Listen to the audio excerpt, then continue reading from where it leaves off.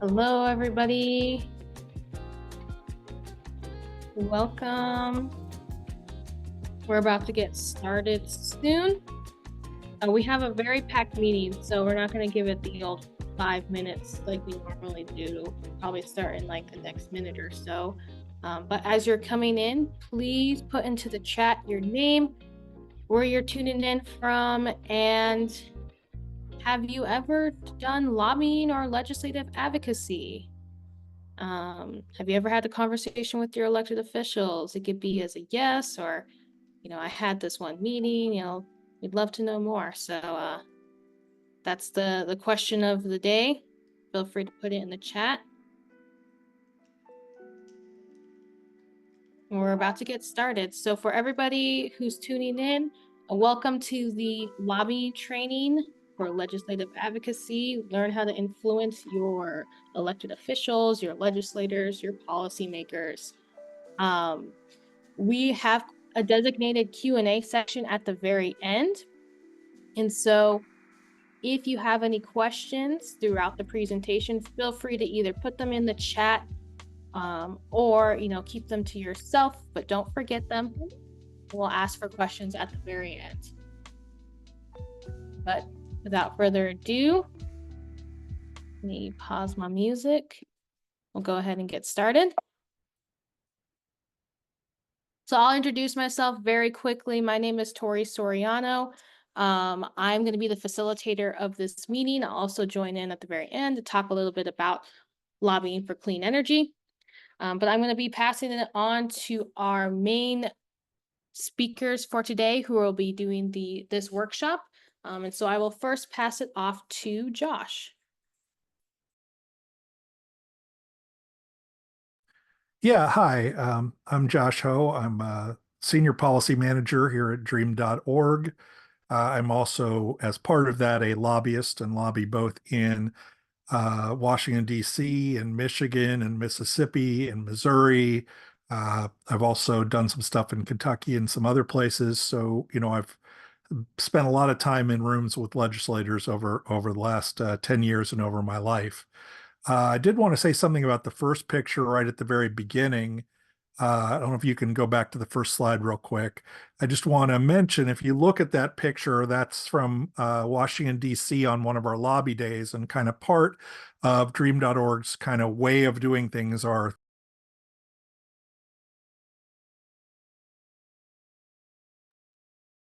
I'm not sure what just happened there. I didn't mute myself. It somehow muted itself. I don't know what happened there.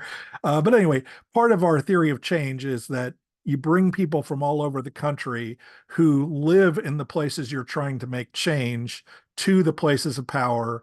And if you look in that picture, only about, I would say, a third of the people in that picture are people who work for dream.org. And many of them are directly impacted by the justice system or live in communities that are affected by issues with pollution and climate change. And so I do think that's one of the coolest things about working here. So if we could go to slide 3, or one more. Yeah, there we go. Hold on, Oh, before you unmute, let's introduce Brittany. oh, okay. I thought she'd just do it on her. Oh, that's fine. We can do that. Makes more sense. All right, Brittany, we'll introduce you on your slides, but we'll move to slide 3. All right. So what is lobbying? All right. Well, that's a big question. Uh, Technically, it's a process of trying to influence the people in power through direct contact. You try to communicate legislative priorities and have an impact on the process. I'm sure all of you at some level have ideas of things you'd like to become law, that you think should be prioritized by your government, things that you want to happen, or things that you want to stop. And you also want to have an impact on the process. And this requires a lot of things. You have to have, like, earlier I made reference to something called a theory of change, which is really the way that you're trying to see how change might happen wherever you are. You're trying to think through, how can change happen? How can I make this legislation occur? I have a theory for how that'll happen, and I try to put that into practice, both through lobbying, through writing model legislation, through trying to rally people around my state or my county or the nation, etc. So you're just trying to make something happen, I mean, and this is the way that you do it legislatively. Next slide, please.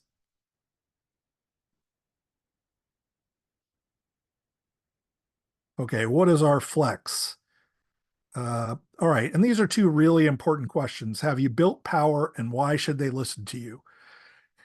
There is no normal answer to this question. I go into offices all the time. Sometimes we have a huge coalition and lots of people behind us, and we've sent millions of letters and things like that. Other times, it's just we're just relying on goodwill and relationships.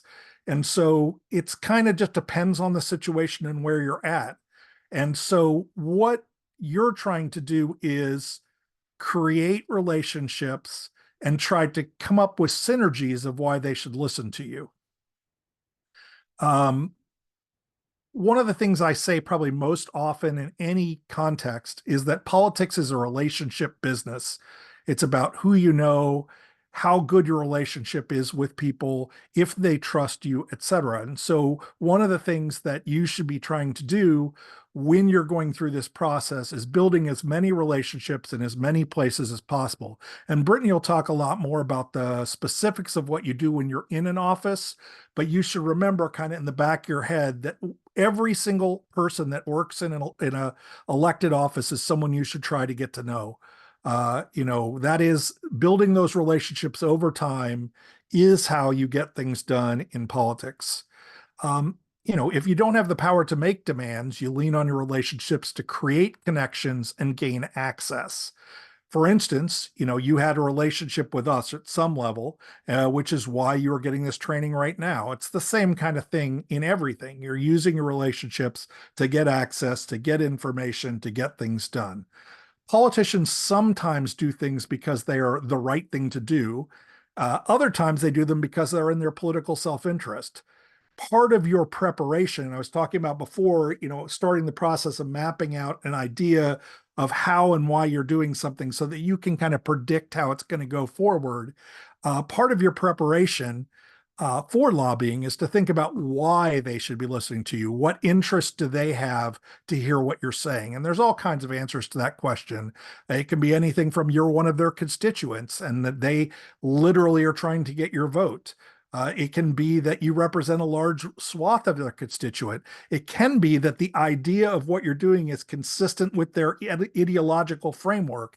It can be all kinds of things. There are hundreds of different reasons why they might do something or why they might not do something, but you have to think through that. Next slide, please. You're supposed to accept the 5 truths. Let's talk about the 5 truths. The first one, lobbying is the political process to move policy initiatives. When you want to make a doctor's appointment, you call the office of the doctor and visit the doctor. When you want to pass or change legislation, you call legislative offices and visit legislators. That's just the way it works. It's the process that's in place for people like us who are not elected to talk to elected officials. The second truth, government is in the business of picking winners and losers. I'm sorry. This should be, somewhat obvious because there are hundreds of thousands or even hundreds or thousands of bills that are suggested in any legislative term wherever you are every single year. But in some states, as few as 7 non-budget bills get passed. So think of that. Hundreds of non-budget bills get proposed, maybe 7 sometimes pass. Getting legislation passed is a tough business. And so legislators are the ones who choose which bills win and which bills lose. And there's other ways in which this is true too. Political ideologies, depending on like I live in a state where we have Democrats in control of both houses of the legislature. That's not true in other places. There are Republican supermajorities. In some places, there's Republicans hold one house, Democrats hold the other house, and you have to navigate all that, and you have to think through how you're going to go through that minefield, both politically and in terms of ideology, in terms of whatever else you need to think through. The third truth: all politics are local. The way that politicians maintain their power is through the support of their local constituents. Those are the people who are in the district that vote for them. Having the right people talk to the right politician is critical. For instance, when I go do lobbying in DC, and I'm not the constituent, we always try to have someone from that state and who can vote for that representative or senator with us in the meeting, and we try to make them the center of the meeting, because that senator or representative is going to care a lot more about a person that can actually vote for them and who knows people in their community than they are for me. Like, if it's a senator from Kentucky and I live in Michigan, which I do, they might find it interesting to talk to me, but it's not their top priority. And they probably, a lot of times, because they have so many limits on their time, won't schedule appointments necessarily with someone who's not one of their constituents. So do your research and make sure you have the right people in the room for the right meeting. In state politics, we have 83 counties in Michigan, and so there are representatives from all of those counties. You need to make sure that you find people from those counties to meet with those representatives.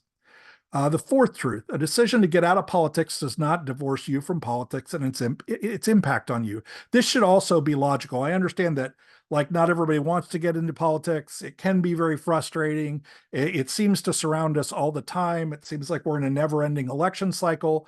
But the truth is, if politicians pass a new tax bill, you have to pay those taxes if you participated or not. So there are impacts on you when legislation passes. Not always, but in a lot of cases. And so not being involved doesn't divorce you from the process. If a bunch of money goes, a bunch of money for climate mitigation goes into your community, where it goes in that community should matter to you. If you do, like I do, criminal justice work, if prisons are going to be built matters a lot. All these things are things that impact us, and if we don't participate in the process, those things will still impact us. It doesn't mean that you have to be part of it, but you do need to understand that being divorced from politics doesn't mean that politics doesn't have an impact on your life. The fifth thing I think I've already covered to some extent, which is relationships are paramount. At the end of the day, politicians are people.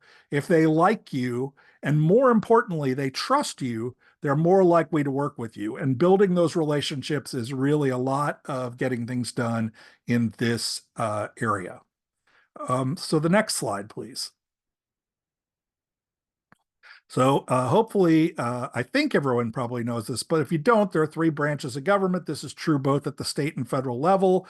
They might have slightly different names in some states, but they basically follow the same formula, which is that there's a legislative branch which passes laws, an executive branch which executes laws, makes sure that they get implemented, and then there's a judicial branch to make sure that the legislative branch and the executive branch aren't doing things that are unconstitutional either at the state or federal constitutional level, depending on which court it is. So basically, that's the three branches of government. Next slide. I always like seeing the "I'm just a bill" thing there. I don't know if many of you are old enough. I'm obviously not a young person anymore. But when I was growing up, every Saturday morning, at some point in between cartoons, they would play Schoolhouse Rock. And one of everyone's favorite Schoolhouse Rock songs is "I'm Just a Bill," which is that's a picture from. If you haven't seen it, you should go to YouTube. It's a really great kind of beginner's song for learning about how bills become law. Next slide, please. All right. There's two chambers, as we said before, within the legislature, a Senate and a House. Again, the names might change in different states, but they basically operate the same way. So you have to ask a lot of questions if you're working on trying to get something done in your state or at the federal level. And you have to ask these questions and you have to have answers for them. The first one is, where do you start? And that's always a good question. In the legislative process, you start really by writing an idea. It can be called model legislation. After some practice, you'll get used to writing it in the form of model legislation. It's not very hard to do that. You're just writing down the ideas of what you're trying to do, or someone else you're working with has already done that, or the people in the legislature you're working with have already done that. But that's kind of where it all starts, is you have an idea about how laws should change, what a new law should be, or a law to stop something bad from happening, and you put it down on paper. The next thing you usually do is you start trying to think about how that, what I talked about earlier as a theory of change, how are you going to get that bill passed? And one of the ways that you do that is by thinking through who the best sponsor for the bill would be and who the best co-sponsors would be.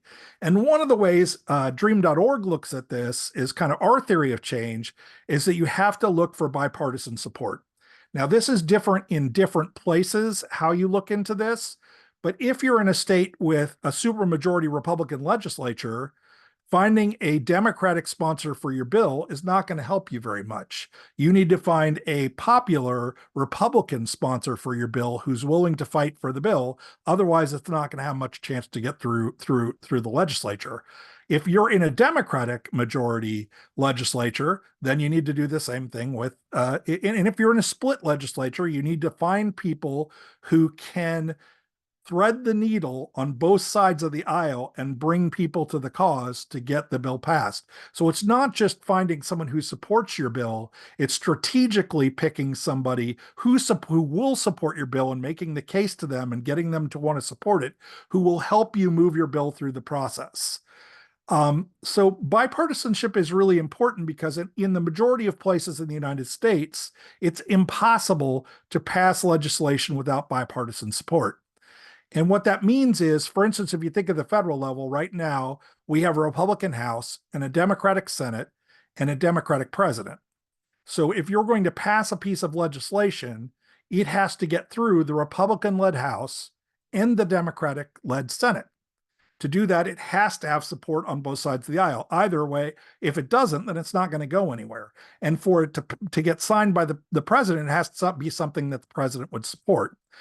So you really have to think through what you need to get done to get something passed.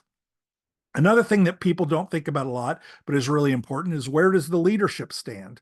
So in your legislature, there's a Speaker of the House and a Leader of the Senate, and those people actually decide what bills get heard and where they go to committee, and if they get voted on. And if those people oppose, say you have the most support in the world, everybody loves your bill in the legislature, and the leader of the Senate doesn't like it, it's not going to get on the floor and get voted on in the Senate. It's just, that's one of the things that you've got to think through, is that there are multiple places where you have to have influence, and there are multiple places where you have to work the process.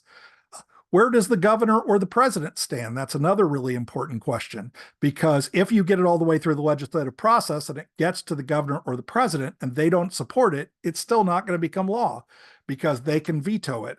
And if they veto it, unless you have a 2/3 majority, it's not going to become law. And it's very rare that you can get a 2/3 majority for something. If you do, that's great. I've seen it happen even recently, but it's somewhat rare. So the next question you have to ask yourself is, what is the committee of jurisdiction? So part of the legislative process is that a bill gets introduced and then it gets assigned to a committee.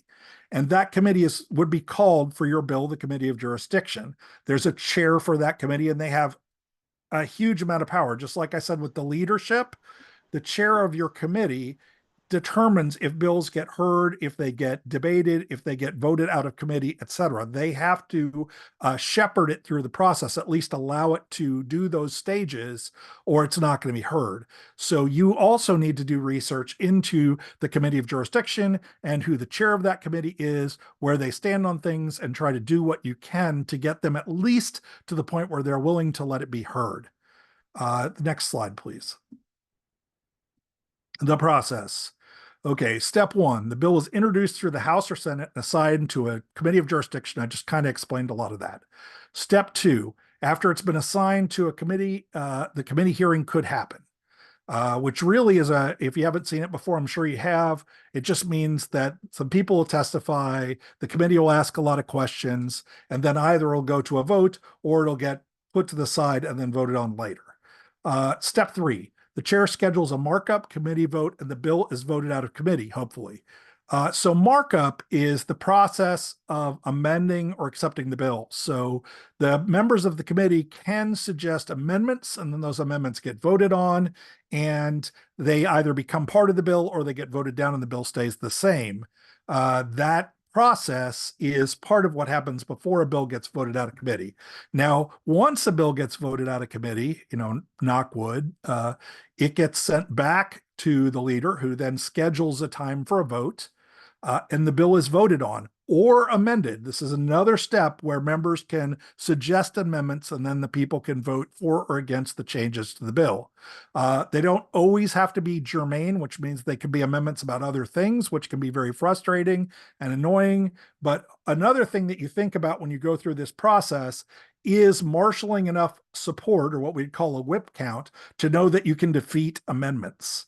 And that's another part of this process. As you get more familiar with it, you understand. I know a lot of this stuff sounds arcane and really kind of strange, and probably not something you normally do.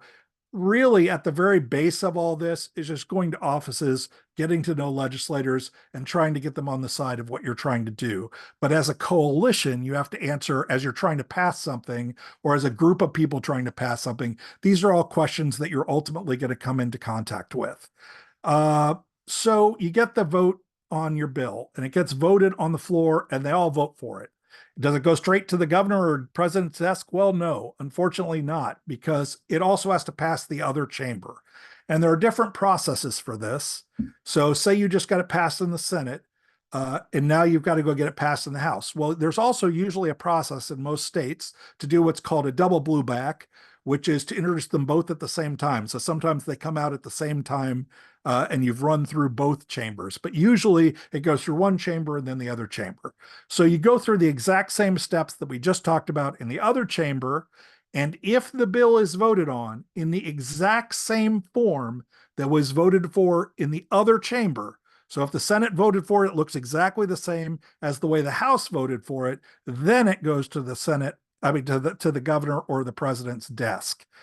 If there are differences, like there are amendments between the Senate version and the House version, then you have to negotiate the differences until you get a form of the bill that's exactly the same in both houses. Then both the Senate and the House have to vote on it again, and then it would go to the president's or the governor's desk. So, there's some value in trying to make sure that it goes through the process in the same form in both houses. But if it doesn't, there's usually something called a conference committee. Then they revote for the bills again. It doesn't have to go through all the processes mentioned above, but it does have to be voted through in both cases. So if it goes through all of that and it gets to the governor or the president and they sign it, then you've got a law, and then it becomes, put into law. Another thing that you should think about is not to underestimate opportunities within the executive branch. In addition to trying to get legislation passed, you can also try to do some things administratively. There's a whole infrastructure in every state and at the federal level of executive branch agencies and executive branch officers. And they, in essence, take laws that have already passed and decide how they'll be implemented. And so they have a lot of impact on the way things get put into law. And so cultivating relationships with them can also be really helpful. They also propose budgets, which get approved or not approved by the legislature. They administer already passed bills. They have money to spend. And agencies often determine how bills are implemented in practice.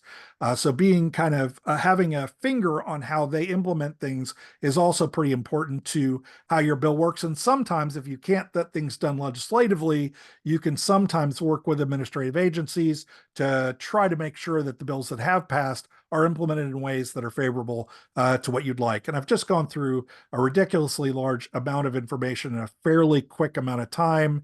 And obviously, any one of those things I probably could have talked for about 45 minutes about. So if you have questions at the end, I will be certainly glad to answer them. And now I believe I'm passing it over to my good friend, Brittany. Thanks, Josh. That was excellent as usual. Hi, everyone. I'm Brittany Doman. I am the Government Affairs Associate here at dream.org, and I'm so excited to be here with you all today. I'm going to talk about the back end, basically, of what Josh just talked to you all about. Josh is our resident policy expert, and I want to be like him when I grow up. So um, I learn something new every time he presents this presentation, but we'll just jump right into it. So my portion of the presentation will talk about how to not only get meetings with legislators, wow, how to also what to expect and what actually occurs during those meetings. So first things first, the thing that we probably, would want to know is how often in advance should you send a request to meet, and how does that process, how does that all work? So I recommend sending letters or emails if you're a constituent about 4 weeks out. You're going to want to look for the person who is the scheduler. You can call the office and just ask to speak with the scheduler or ask for their email and send them a letter telling them, what you'd like to talk about and dates that work for you and what time you'll be in the area, and they'll respond hopefully within a reasonable amount of time. They're very busy, so you might have to follow up by phone call or via email, just saying, hey, bumping this in your inbox, giving them the opportunity to respond. If you just so happen to be in the area, however, do not be afraid to walk the halls, knock on doors, and ask to speak to the staffer that's in charge of the issue that you'd like to talk about or is a concern of yours. One thing that I should probably note moving forward, that at least federally, there are two types of staffers. There are personal staffers and there are committee staffers. Personal staffers are assigned to a specific member of Congress, so they work in their office. Committee staffers, they work for the committee and then they advise the offices like on a one-on-one basis, if you will. So depending on your issue may depend on, you'll say, for instance, want to talk to maybe the LD or the legislative director, or maybe you want to talk to the judiciary staffer. We talk to a lot of judiciary staffers or energy staffers or education staff or whatever the issue may be. So that's just a bit of, I think sometimes that gets lost and we don't exactly clarify that enough. Next slide, please. Next, we would like to discuss, and I think it's extremely important that we talk about how to prepare for these meetings, because the worst thing ever is to get the phone call back and say, hey, they're, telling you, hey, come on in, and you're not prepared. That's like the worst thing ever. So you want to make sure you're doing a few things, and that's first, research. You want to make sure that you know the legislator, know the staffer you'll be meeting with, their first and last name. If you have their contact information, make sure you keep that handy with you.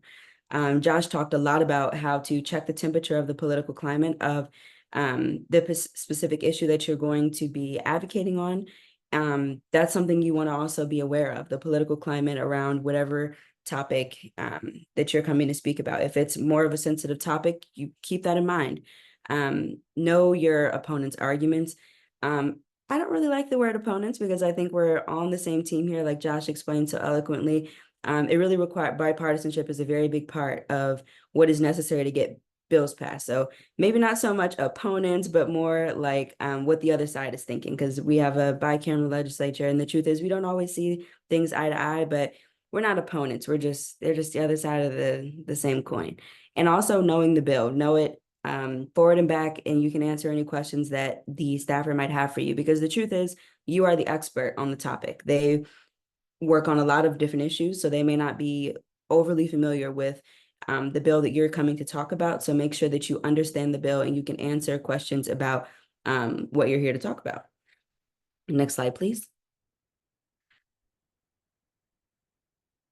Okay, everything is all popping up at once. So what actually happens in the meeting? There are a few things, and I'm going to jump around here, so bear with me.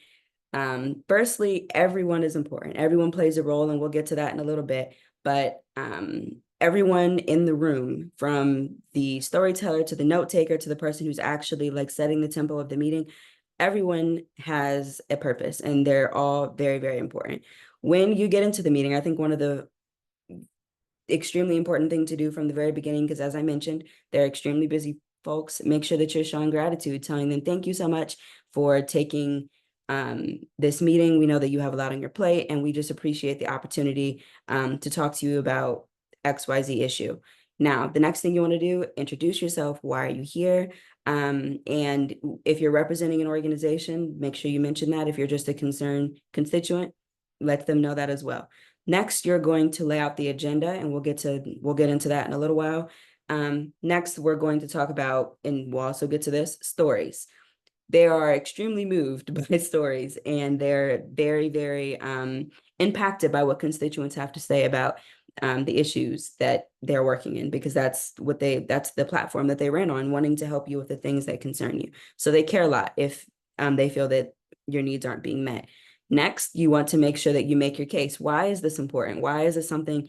Help them to understand that this is something that their constituents deeply care about and want to see change.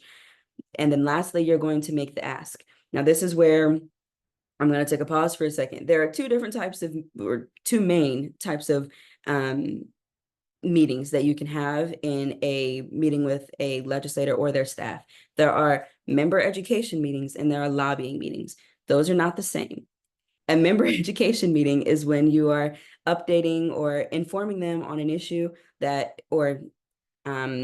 you care about. You're either checking the temperature, you're asking them for their thoughts, and expressing to them that there's a lot of concern here, or maybe this is a follow-up meeting, but that's not the same as a lobbying meeting. A lobbying meeting is when you specifically make an ask. You want them to take action or don't take action on a specific piece of legislation. You are formally asking, please do XYZ. You mention the bill number, you mention the name, and there's usually a bit of funding that's associated with how you got into that meeting, but that's another story for another day. But those are different. Not every meeting that you have with the legislator is considered lobbying. So you may make an ask, but it's not necessarily asking for them to vote for or against the bill. Maybe it's you just simply want to know where they stand on an issue. That's not lobbying.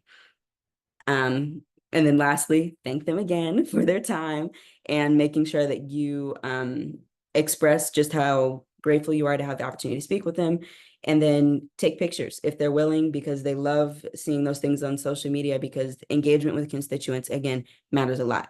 Next slide, please. So tips, I've already gone through most of these, but they are moved by you. You are their constituents. You have the power to reelect them or don't reelect them. So they care a lot about what you think. Don't be afraid to share your story. That's why you're in the room. They care. It may not seem like it all the time, but they really do care, and they want to hear from you. So don't be afraid to share.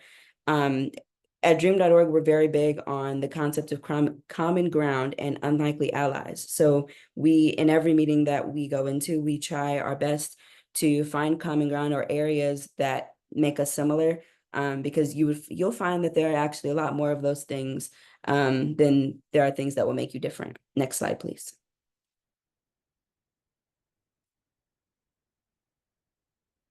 Okay. Oh, okay. A few other tips. Be respectful, come to the table, assuming that everyone has good intentions and that we are all here to have a productive conversation.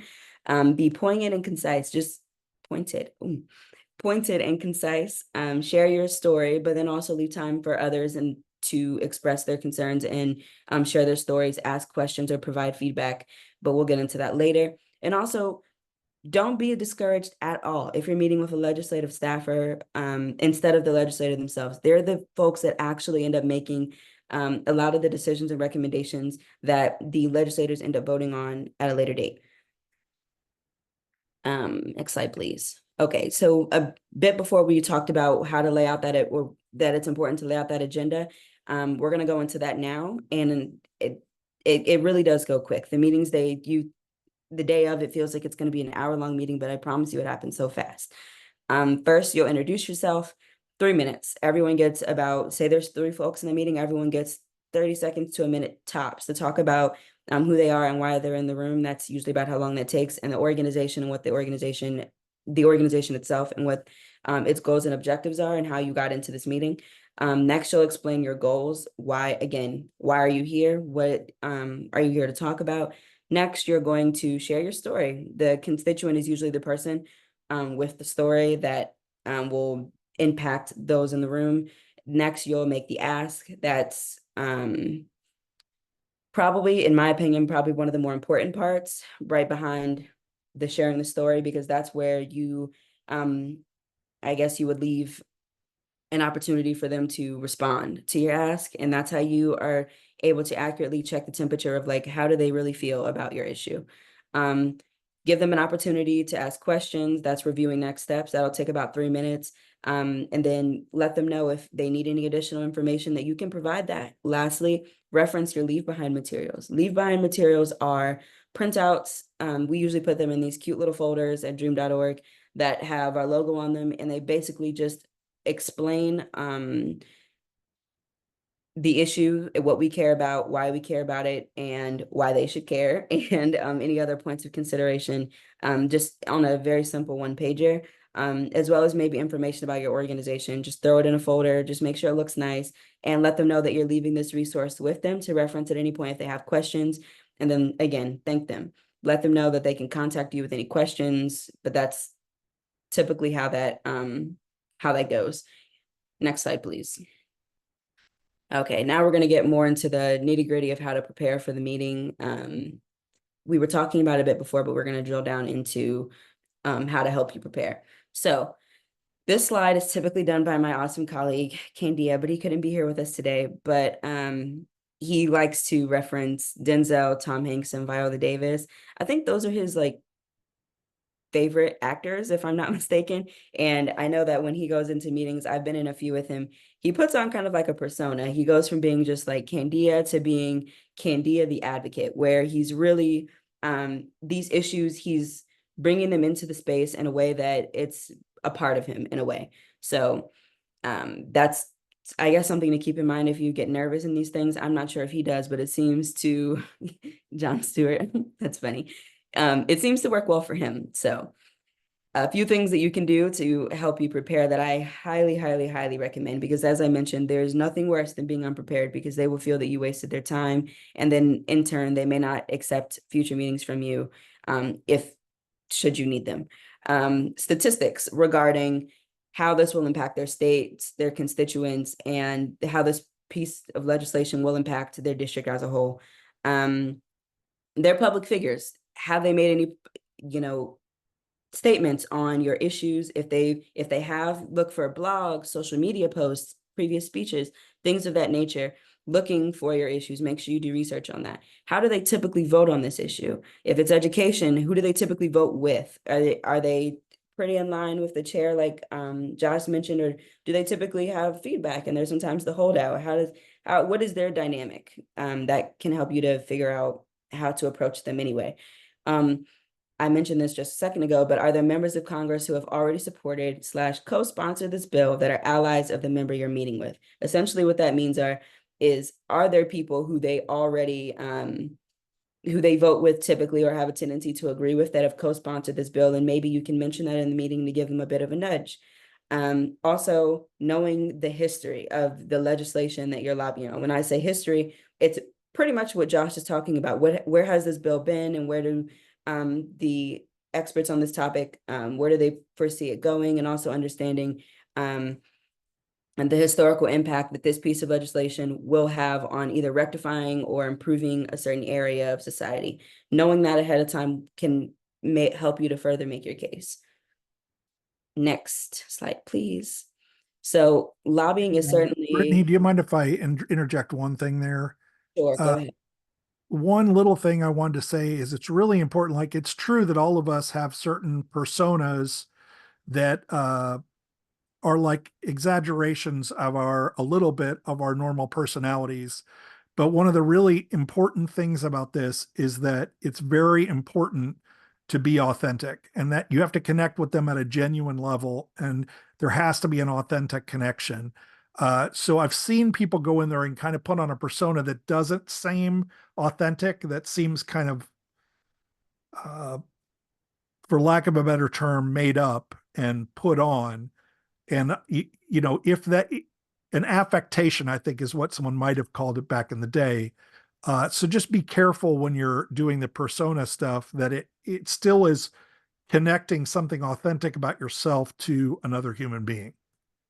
Yeah, that's a good point, Josh. It's very important. I think I've been in a few meetings where the persona can seem a little inorganic, and you're kind of like, if you know this person personally, it kind of throws off the dynamic, and you're like, are you okay? And sometimes it can take away from the importance of the topic, and you spend more time trying to be someone that you're not. So Josh is absolutely correct. So, but it's a team effort, advocacy, lobbying, whatever you like to call it. Next slide, please. So there are three at dream.org when we train folks to lobby or advocate on issues. These are the three, I guess you could say, roles that folks play in meetings. The first is the group leader. This is the person who kicks off the meeting. They help everyone seamlessly transition from one topic to the next. They do the introduction of everyone else in the room, and of course they can introduce themselves as well. Next is the storyteller, the person who's usually the constituent who actually has the personal connection to the issue. This is where they share why this matters so much to them and why they think that the legislator should care. And they have a very important part. Also, I think, in my personal opinion, the MVP of the meeting is the scribe. And although they don't always talk as much, I think it's extremely important because this is like part of my job at dream.org, organizing those notes. The scribe is responsible for keeping track of what happens in the meeting. That's extremely important because when you go back and strategize to figure out how you're going to make further contact or maybe don't make further contact, referencing those notes is extremely important. And also, if you are lobbying, you do need to keep track of what was said in the meeting and how long the meeting was, who you met with, things of that nature. So the scribe is, in my opinion, I could be biased, but the MVP. So I think that all of them, they work well together. And if you're in a group with people you haven't known very long, it's important that you guys maybe talk about who does what, so we're not talking over each other and it seems disjointed and we're having a hard time communicating our issue, and instead it just feels a little, it can be a little awkward. I think I've only done probably maybe 7 meetings or so, so not too many in comparison to Josh, but I've been in a few where it's a bit awkward and I'm either the constituent or the scribe, and it can be awkward. But next slide, please. So now we're going to talk a bit about the fine art of storytelling, or what the constituent would be doing when they're sharing their story, the personal connection. So the elements of what makes an effective story are as follows: the intro, the once upon a time, then there is a shift, and then the not so happy ending, which eventually will lead into a call to action. And I'll give you an example here in a sec. Next slide, please. I highlighted the elements of this very hypothetical and not 100% like this is not real at all. This very hypothetical story to help you understand how that breakdown should typically go. So I'm not gonna insult your intelligence and read every single word. I'm gonna give you guys like a minute to read it, and then I'm going to break down what each of these different areas. I'm not going to give you a minute. I'll give you like 30 seconds to read it and then break down what each of these different what they add, I guess, to the conversation. So here's your 30 seconds.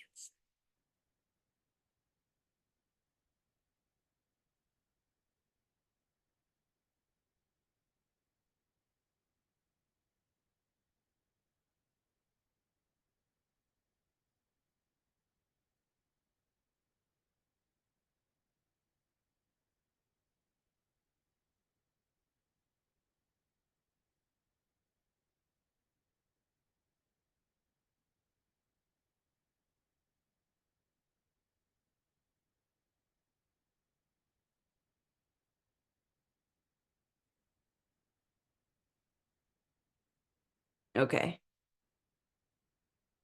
So the introduction, this individual, Jonathan, he's a farmer, helping the folks in the room to understand who he is and why he's here. He owns a farm and he's concerned about, I guess it looks like operations and their in turn workforce development and the economy. So he wants you to understand, first of all, who he is. Next, once upon a time, everything was peachy. He had a farm. They're one of the largest corn suppliers in the Midwest, in Bucyrus, and everything's great until operations have slowed significantly. So this is where we talk about the problem, why we're here. As a result of not being able to afford new equipment due to loss in revenue, or facing the tough decision to lay off employees, which again, the implications that he mentioned above, they're one of the largest employers in the agricultural space in Ohio, and he's a constituent. So they're a huge economic driver for Ohio, or assumedly a huge economic driver. So now they understand why this is important, not only to the legislator, but to the constituents as well, because people's jobs are being impacted. And then lastly, it's important that they pass the farm bill, because apparently a part of it, if it doesn't pass, they'd be forced to lay off employees, because in some way or another, they would not be able to grow and sustain their farming operations or fulfill the growing demands of the American people. So now we're dealing with supply chain issues in agriculture and all these different things that we're not in, like, because this is hypothetical, it's important to understand that it's a hypothetical. But that's typically how that goes. And I can talk about that for a while, but we'll just leave it there for now. Next slide, please. One more slide, please. Thank you. So when you present the ask, there are a few things that you want to make sure that you keep in mind. So in Jonathan's case, he would want to make sure that the ask is specific, tangible, and verifiable, meaning that it's based on something concrete and something that they can point to, a bill that either is going to be introduced or is already introduced or what have you. Make sure you're referencing the specific bill number and title. This is for lobbying or member education, both of them. But if you're lobbying, especially, making sure you mention the bill number and title. Local examples, again, how will this impact the constituents? Because that's what especially the personal staffers care a lot about. Issues before politics. It's very important that you talk about well, when it applies, of course, talking about the issues broadly instead of getting into I guess you could say like the nitty-gritty politics of it, unless this is what that meeting is about. Don't be afraid to mention, if someone asks you a question about what you're here to talk about, don't be afraid to say, I'll look into it and get back to you. But make sure you actually do get back to them and set a deadline for that response. So if you agreed to do that, make sure, I would say no more than 48 hours. If you can turn it around that quickly, make sure you actually do follow up per our last conversation, yada, yada, yada. Make sure that you include your name and when you last spoke, thank them again for their time. And then make sure you give them the response that they were hoping for, or whatever you agreed to give them. And then lastly, have patience and have a sense of humor, because as Josh mentioned, this is not an easy process. It takes quite a bit of time and energy and effort. So I guess having a positive outlook on life and not being letting bumps in the road get you down, I think makes the load a lot easier. But if you guys have any questions, I think Josh and I, or maybe Tori, am I turning it back to you?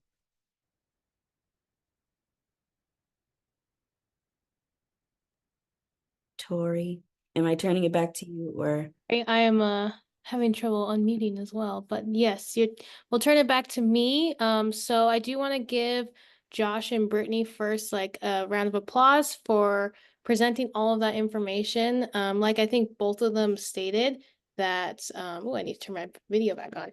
This information could take many, many hours, and they're still refining the process. And so to sum this all up within less than 50 minutes is amazing. So first, thank you so much. Really quick, I want to give a special segment to one of our previous Dream.org lobbyers. Their name is Jose Ramirez. He came in last year, July 2023, to lobby with us on some of our climate initiatives. And I wanted to give you guys a perspective of somebody who is lobbying for the very first time, to kind of dismay some of the intimidative aspects of it. So Jose, I welcome you to the floor to just speak on your experience for the next minute or two, or you got 3 minutes total if you want to take it all. All right, thank you, Tori. Yeah, my name is Sarah Maris, and last year was my first time going lobbying with Dream.org, and it was such a well, to be honest, it was a nerve-wracking experience. I get to meet important people of our country who make laws, and but to start off with, Dream.org was there with me the whole time. It was such a great experience. I had a mentor that pushed me through everything. If I have questions, they can answer it. And me as a first time that feels like I'm just another regular person. I feel nervous talking to these people. Um, so I had questions here and there, and it was nerve-wracking. But once we got there to the capital, it was just a pleasure talking with with the people of Indiana because I'm from Indiana. So I talked to the legislative people of Indiana, and it was such a great time. Just like us, they're human. So I was able to make connections with them, talk to them personally about the situation going on here in Northwest Indiana. Um, and pretty much one of the main tips that I can give you guys is that just like us, they're human. They have gone through experiences. Yes, they might be more important, but you know, you're just there to make connection, to make sure that they understand how you feel and how you want to push forward something that's going on in the place that you are living at. Um, but yeah, I highly recommend this, and I cannot recommend this enough. This experience, because it's such a great experience. You guys will have such a great time with Dream.org and also talking with your legislators in the Capitol. So yeah, Perfect. Thank you so much, Jose. We really appreciate you. And hopefully that gives you context of like when you're doing your own advocacy in your own areas, not to be nervous, because I mean, we'll all be nervous. I guess just normalize that. But I want to open the floor to Josh and Brittany to accept questions. So feel free to put them in the chat if you haven't already, or you may come off mute and give us some questions.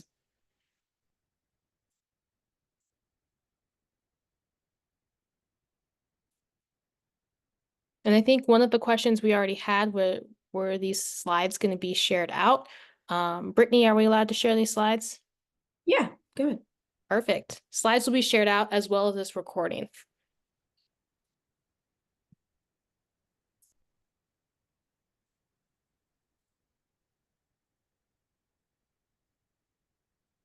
It looks like we have one question. If you are meeting with legislators as a team, should one or more people share their story? Yeah, I mean, generally you have several people tell their story. You have one person who's kind of keeping everything, is kind of like the MC, and then you kind of have someone who's taking notes as a general rule. I think Brittany went over some of that, but yeah, multiple people can tell their stories, especially if those people are constituents. Like the person's more likely to listen to the people who are actually in their district.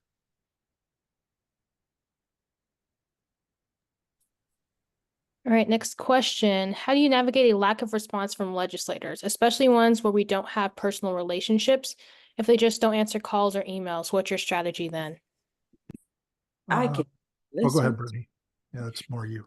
They're my biggest recommendation actually for that is giving them enough time to respond. So 4 weeks was what I previously recommended, and they normally will respond. And if they don't, there's a few things going on. There's a form on their website that they prefer you fill out that way to request the meeting, and go through that process. Next, it could just be just generally they don't have the greatest administration system set up. So in that, I would just recommend continuing to be persistent. Also finding just calling their like actual front desk, the person who's like sitting there can normally connect you with the person who you need to speak with. It may not be the staffer that directly responds to your email, but they'll connect you to the person who manages, who manages that type thing. So continue to be persistent. And if it's 4 weeks out, a month should be enough time. I think I've only had a few instances where like no one responded. In that case, I'd recommend just show up and see who's there and willing to speak to you about what you'd like to talk about. Would you agree with that, Josh? Yeah. Next question. Typically, how long are the meetings? 30 minutes. Yeah, you usually have 30 minutes. Sometimes if you're in state and you have a relationship with the person, you might get more, but it's usually 30 minutes. Next question. Any advice on building teams?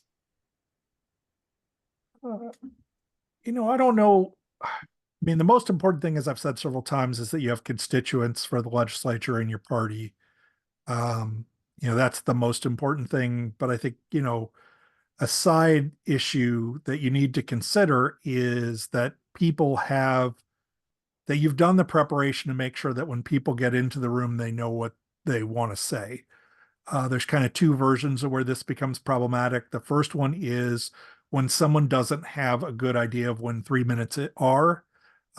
Usually when I prep a group before we go on a lobbying thing, tour around the hill, I'll sit down with everyone and I'll say, we need to have a signal that everybody knows, so that if someone starts talking and can't stop, that they'll see the signal and they'll know it's time to stop telling their story. And the second thing is that the story, I think this will answer another question I saw in the chat as well, is that the story actually is something that pushes for the legislation that you're trying to push. Sometimes if it's a lobby day or something like that, you'll have a little more freedom to talk about other issues that aren't specific to one piece of legislation.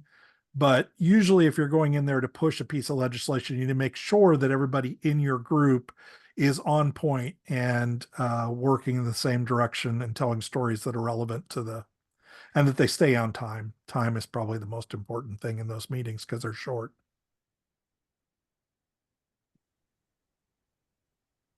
All right, so this might have been answered, but I'll just ask him in case you want to give more. In terms of story, is there a noticeable difference between a personal story relevant to the issue and relating story about somebody else?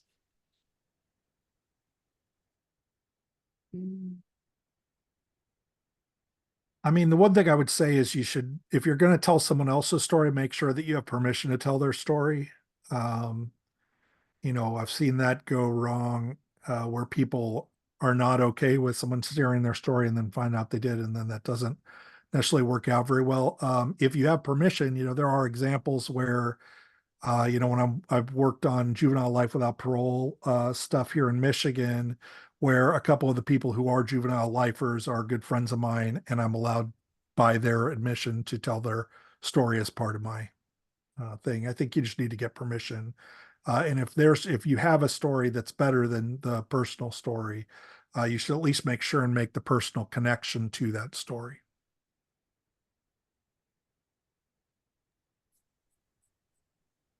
And then once Hi, again, I had a question. oh, go ahead. Hi, I just wanted to, I believe it was Josh who spoke about it, but just to double back so I'm not mistaken.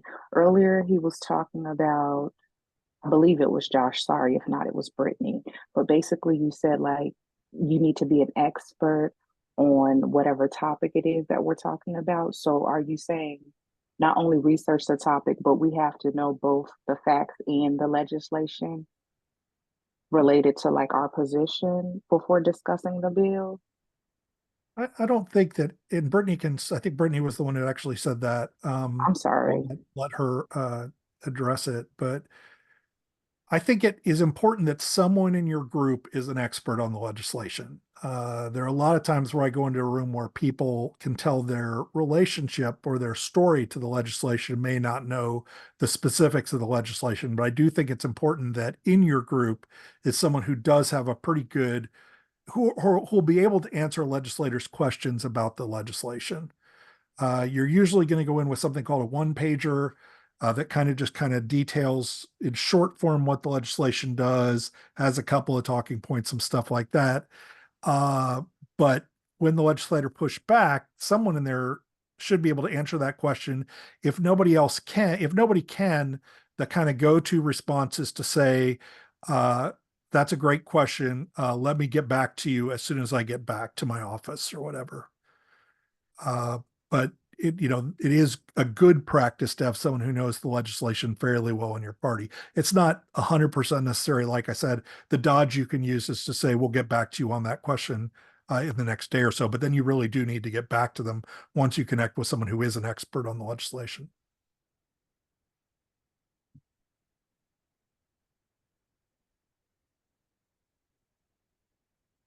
You're on mute, Tori. I am on mute. Can you talk more about how to handle legislators that don't support your position?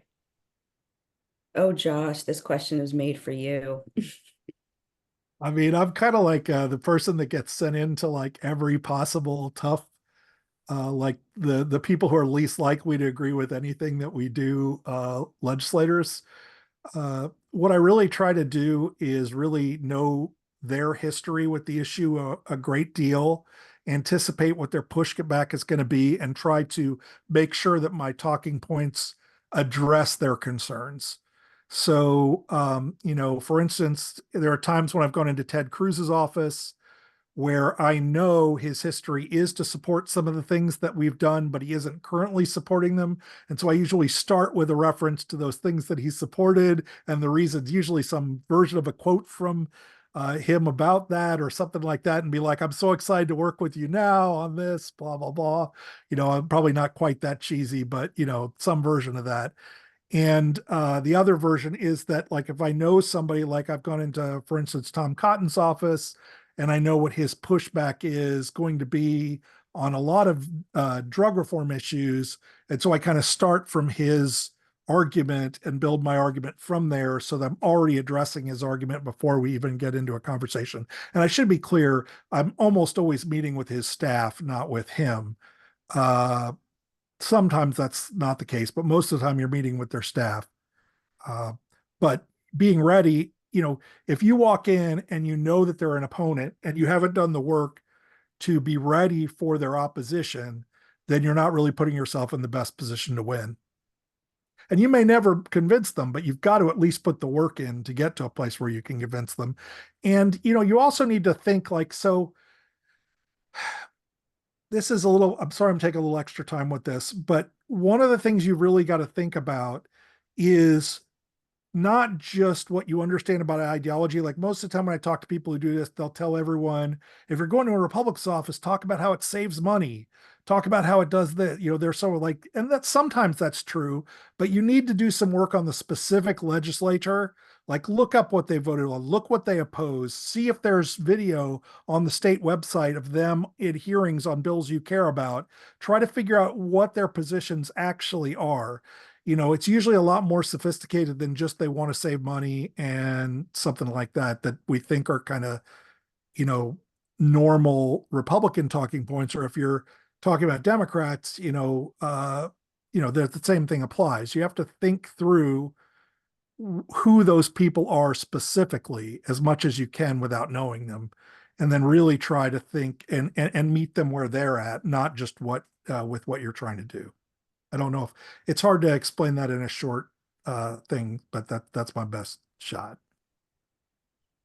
And I'll mention really quick, sorry, we're going over. These are just great questions. So if you still have time, we'll try to answer them, and then we'll move into some of our issue areas that you can support and maybe lobby for in the future. I will also mention that if you ever need help helping out, like handling legislators that don't support your position, we have a lot of people who have experience with that here at dream.org. That's our bread and butter. So feel free to ask us for that help. The next question is, if you're part of an org and want to transition to a lobbyist for some of the same causes, how are you clear in your conversations with legislators? Is this question saying that if you came as the constituent who's supposed to be a storyteller and you'd like to be the person to make the ask, how are you clear about that transition? Is that what that Am I understanding that correctly? Josh, is that how you interpret that? Can I'm I not- make some clarification? Yes. Okay, so currently part of an org, or really like a coalition. And then people now know me as part of that coalition. If I now decide to be a lobbyist, I'm no longer really acting on behalf of that coalition, but I'm acting on behalf of that coalition, but I am acting as a lobbyist, which is a separate conversation, I'm assuming. How do I make that? It's not a separate conversation? I saw you shaking. If you're there to talk about their issues, then when in your introduction, you're introducing yourself as an advocate on behalf of the coalition you're a part of. Unless the issues, unless you're saying the previous introductions that you've had with legislators up until this point has been unrelated to the coalition you're a part of, just letting them know that you've previously known me in this capacity, but I'm also a part of this coalition and I'm here to talk to you about XYZ thing. Does that answer your question, Josh? Do you have any other? The only other thing I'd say is that every state has different rules about what constitutes lobbying. And so there are thresholds of how much time you spend talking to legislators and things like that that qualify if you're a lobbyist or not. And when you reach those thresholds, then you have to follow the process for registering to become a lobbyist officially. There's some states I am, some states I'm not, things like that. And it's based on how often I spend lobbying in the state. Usually there are different rules in different states. So I would just be careful about that. I don't go into the office. Lobbyist is like something you do. It's not, I don't go into the offices and say, hi, I'm a lobbyist. I say, I'm the policy manager, I'm the senior policy manager at dream.org. But that probably differentiates me from a constituent. When we're in the meeting, they know those are different things. So Correct. And I'm in Michigan actually. So oh, hey, hey. I'm in So Lansing, huh? so for me, I have a nonprofit where we support different types of legislation, and we've been doing so. So if I make a transition now to a lobbyist, and having those conversations, do I then just say that I am, and that's the only transition, or do I just internally make those notations about how much time I'm spending? We definitely should internally make the notations. I don't think you have to officially mention it to anyone else, really. It's Oh, just, okay. Yeah, there's a like I lot said, of I don't go into offices and say, hi, I'm a lobbyist. I say I work for whoever I work for. Yeah. And if our constituent advocates as well, they don't, at least I don't think, normally introduce themselves as lobbyists. They just, and there's a lot of, like Josh mentioned, paperwork that's associated with actually being like a registered lobbyist, but that's something that you want to make sure that you do for sure. Depending on the thresholds.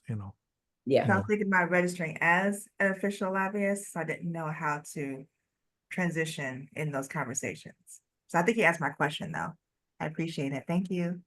No problem. Next question, how do you have any recommendations on your network with officials? And I believe the next question after that will be our last one.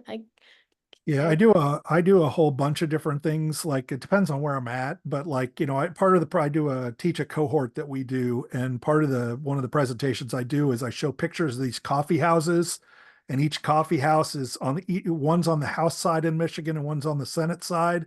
And I'm trying to get across the point that there are plenty of places all around the Capitol that you will interact with legislators if you just know where they're at. Most people go for coffee. There's all kinds of little places that you learn after you've spent some time at the Capitol. There are lounges. There are, in the Capitol, there are two different office buildings. There are places where people hang out in the office buildings. There are places where people get food in the office building. All those places are places you should go around if you're trying to run into people who are in the legislature. There's also events all through your state that, they have coffee hours. If you're trying to find a particular legislator, they'll have coffee hours. Usually they'll announce them on their website, usually. And you can, especially if you're a constituent, that's a good place to meet with them. Brittany, what do you think? I agree. I think we like to recommend that our constituent advocates attend the coffee and conversations on the Hill. And those are always really great to, mix and mingle. So yeah. Perfect. All right. I apologize. We're gonna stop the questions here. They just had so many great questions, but feel free to send them. I'm gonna be sending an email out after this training with the recording, the slides, with Josh and Brittany's contact information. So if you have any further questions, feel free to send them our way. I will remove the spotlight, and then we can further assist in your lobbying and advocacy insights. Hold on, I'm trying to like turn off the spotlight. Here we go. But before we leave, I want to let everybody know about some of the issues that we're working on. And so if you are not familiar with dream.org, we do work on criminal justice reform, climate justice, and tech equity. Some of the issues we're working on is we have a campaign called Making on a Green Future, where we will be advocating for clean energy development across the United States, particularly in places that are not fans of climate action going on. And so we currently have a lobbying or advocacy toolkit that will be coming out shortly. I'm hoping that it will be ready by the time this information goes out to help with the talking points and the sample scripts and everything you'll need to help you on your journey of meeting with your elected officials on clean energy development. So if you are not already, I please advise you to join our Banking on a Green Future campaign. So you can make sure you get that toolkit as well as the resources, the training opportunities, the educational awareness information to become a clean energy advocate. So that will be coming. Kiana posted the sign up there if you're not there already. I believe, John, you're still here. Do you want to talk on the Restore Act really quick? Sure, real quick. Hi, everybody. That was a great training, by the way. That was great stuff. So the Restore Act. In 1996, the federal government passed the Welfare Reform Act. And basically, one of the elements of that law said that if you have a felony conviction for drug offense, it excludes you from SNAP benefits, basically meaning that you're not eligible for food stamps. Now, they did leave the states an opt-out. So certain states could opt out to certain degrees on that, meaning that they could provide some food stamps and not others and all that. So we got a patchwork of different scenarios throughout the country. But bottom line is this is affecting people that are coming home from incarceration and, usually have the least amount of resources, struggling the most to reenter society successfully. The last thing we want to do is take food out of their mouths. It was a really bad idea initially. It's a bad idea in practice, and we want to get rid of that idea. So I've shared in the chat with you the Restore Act link there. That's a link to our petition. If you all could just click on that and sign that petition if you haven't already, and sign that petition. And basically what we're asking the Senate, the United States Congress, to pass this Restore Act, which would allow those benefits to be established for everybody that's coming home, and allow them to apply for them 30 days prior to them getting out, so that they're there and ready for them when they hit the street. So it's a great thing. It's a great petition. We really, really hope that you all will sign it. Thank you very, very much. Thank you, everybody, for attending, and thank you for sticking around 15 minutes past. Really appreciate you guys, and we'll see you at the next event, next training. Keep on advocating. Bye, everybody.